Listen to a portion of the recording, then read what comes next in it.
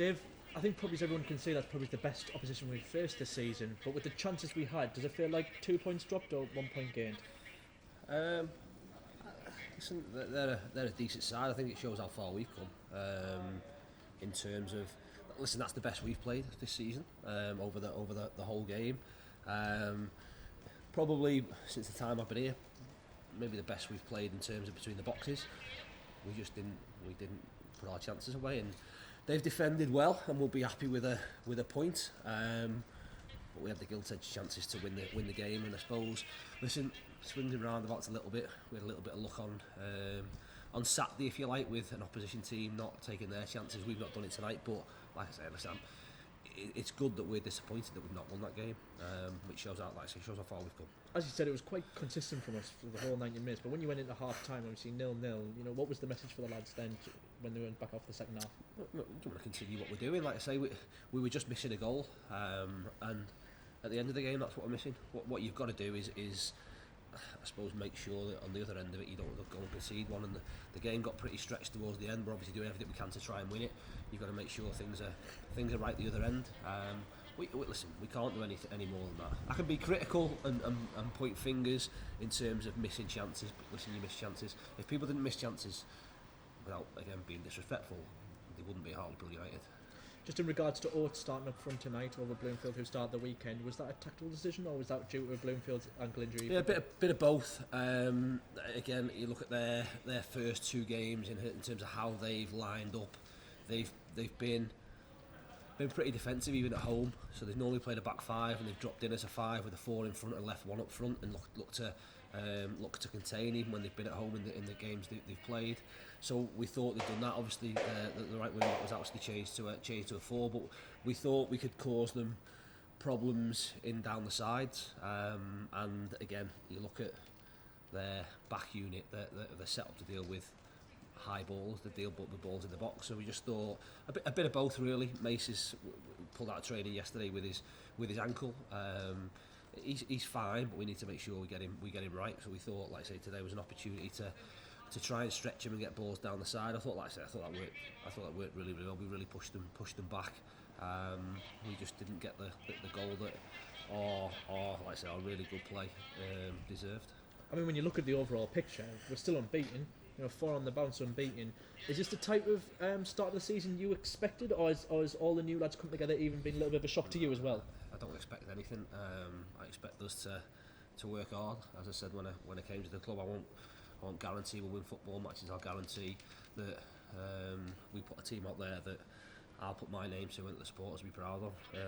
We've got that tonight. Like I say, I think for us it does show that in the 2 games we've been here, teams have come here and give us an awful lot of respect, and we've earned that respect, which means we need to get better, and we need to keep improving, which we will do.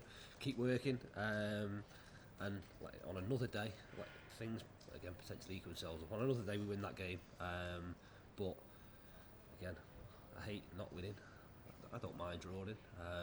But if our performance is like that, I'll take that. We'll win more games than we lose if we keep performing to those levels.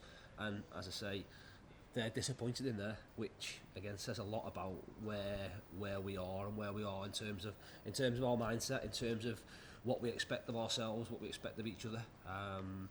But we'll brush ourselves down. A tough night, a tough trip on Saturday. But another opportunity to go and get 3 points. That's what we'll try and do. Joe Gray came on up front. I mean, on his own for probably a large part of the game. Does that show how much he's came on leaps and bounds, and the trust you have in him?